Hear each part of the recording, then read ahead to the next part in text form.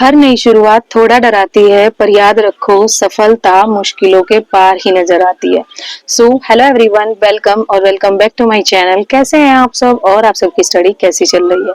I hope आप सबकी study बहुत अच्छी चल रही होगी फ्रेंड्स, और आप अब सब अपनी स्टडी काफी अच्छे से कर रहे होंगे, क्योंकि अब फिर से एग्जाम डेट जो है आ गई है। बोल रहे हैं कि 30 और 31 जुलाई को एग्जाम होने वाला है। अब हम एग्जाम डेट का कोई भी जिक्र नहीं करने वाले हैं, एग्जाम जब होगा हो जाएगा। हमें केवल किस चीज से मतलब है? हमें मतलब है अपनी स्टडी से, अपनी गोल से, अपने टारगेट से और अपने सिलेबस से। ठीक है, तो एग्जाम जब होगा हो जाएगा। हम फिर से स्टार्ट करते हैं, फिर से स्टार्टिंग से स्टार्ट करते हैं अपने सिलेबस को, अपनी चीजों को, जो चीजें वीक रह गई हैं उनको।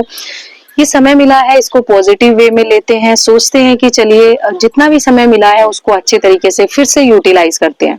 बिकॉज और कोई ऑप्शन हमारे पास है नहीं, हमारे पास एक यही ऑप्शन है कि हमें अपनी स्टडी को जितना टाइम दे सकते हैं उतना देना चाहिए।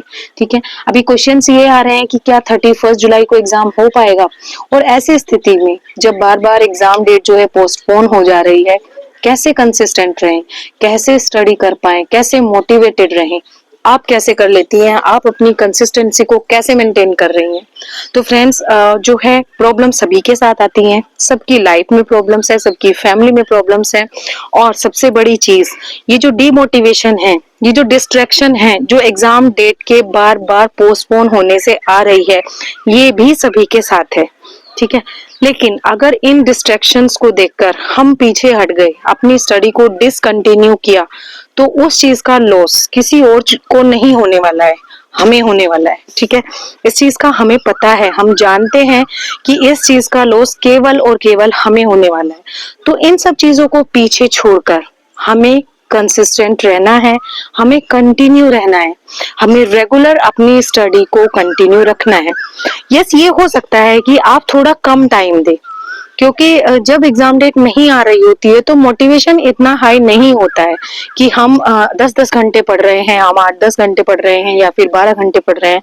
लेकिन एटलीस्ट 5 से 6 घंटे तो हम पढ़ सकते हैं। और जैसे कि आप सभी लोगों को पता है कि हम हाउस वाइफ्स हैं, हम इतना ज्यादा टाइम अफोर्ड नहीं कर सकते, इतना ज्यादा टाइम हम निकाल ही नहीं सकते।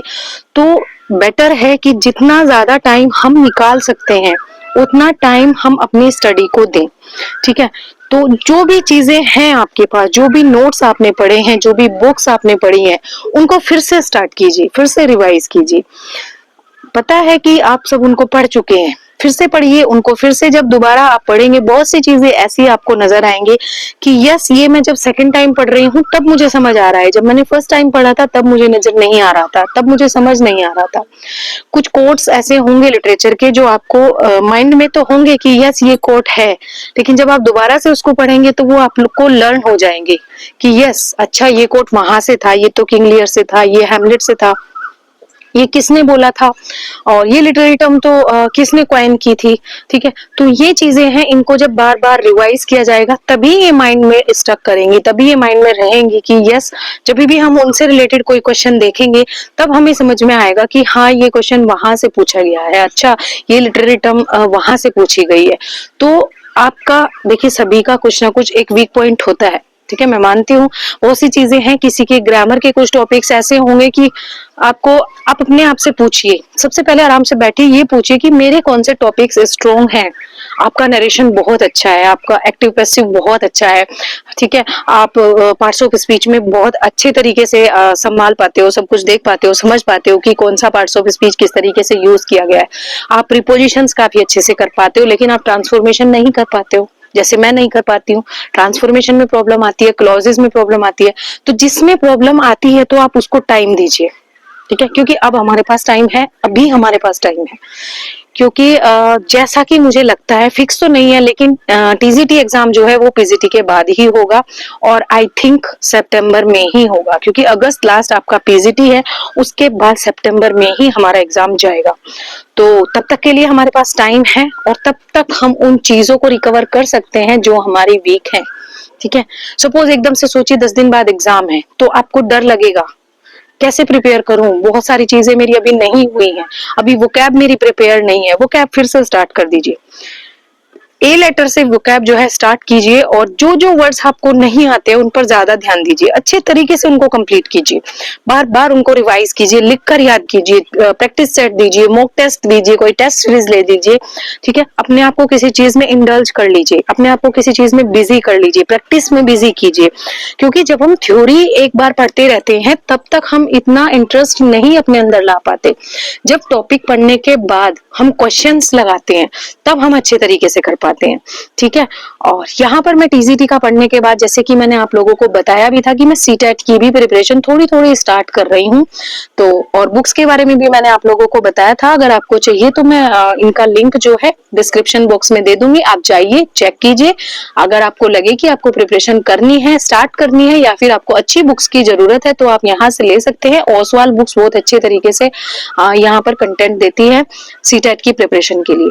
यहाँ पर आपको जो सॉल्व पेपर है वो मिल जाते हैं और उनके जो क्वेश्चंस हैं उनकी एक्सप्लेनेशन इतने अच्छे तरीके से दी गई है कि जब आप क्वेश्चन सॉल्व करने के लिए बैठते हो तो आपको जो डाउट आते हैं, आपके जो डाउट्स हैं वो एकदम से क्लियर हो जाते हैं।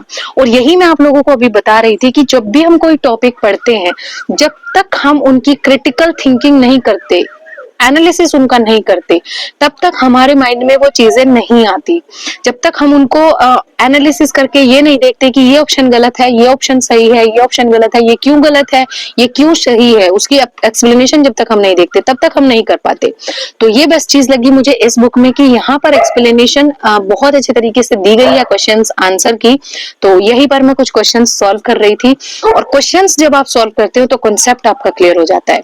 इसीलिए आपको थ्योरी तो पढ़नी ही है, उनसे रिलेटेड क्वेश्चंस आपको जहां से भी मिल जाएं, मैं कह रही हूँ आपको YouTube से मिल जाए, आपको बुक से मिल जाए, किसी टेस्ट सीरीज से मिल जाए, किसी पेड बैच से मिल जाए, जहां से भी आपको क्वेश्चंस मिल जाए आप वहां से उनको सॉल्व कीजिए।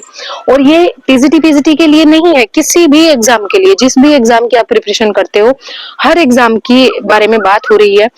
थ्योरी को कंप्लीट करने के बाद जब तक आप प्रैक्टिस सेट्स नहीं सॉल्व करोगे, जब तक आप क्वेश्चंस सॉल्व नहीं करोगे, आपका कंटेंट क्लियर नहीं होगा। ठीक है, और कंसिस्टेंसी मूल मंत्र है किसी भी सफलता को पाने के लिए। तो कंसिस्टेंट रहिए जितना भी टाइम मिले।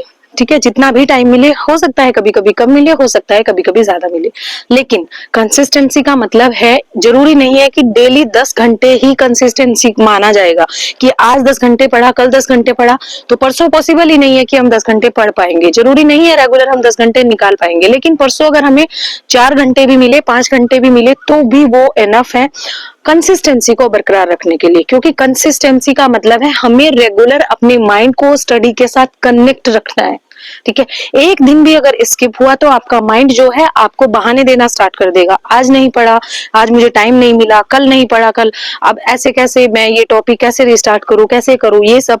तो वो एक्सक्यूजेस से हमें बचना है, अपनी स्टडी को कंटिन्यू रखना है, कंसिस्टेंट रखना है। ठीक है, सिचुएशंस चाहे जो भी हो, एग्जाम की डेट्स जो है पोस्टपोन होती रहे, हमें फर्क नहीं पड़ता। सबसे पहले है हमारा अपना गोल, अपना टारगेट, और सबसे बड़ी चीज हमारे पास और कोई ऑप्शन नहीं है, हम कुछ भी नहीं कर सकते, लेकिन जो कर सकते हैं वो है स्टडी। इसीलिए अपनी स्टडी को कंटिन्यू रखिए, जितना भी टाइम मिले आपको उतना अपनी स्टडी को डिवोट कीजिए और अपनी स्टडी में कंसिस्टेंट रहिए। और फिर देखिए आपको सफलता सबसे पहले आपके पास आएगी और बोलेगी कि yes, you are my target. ठीक है,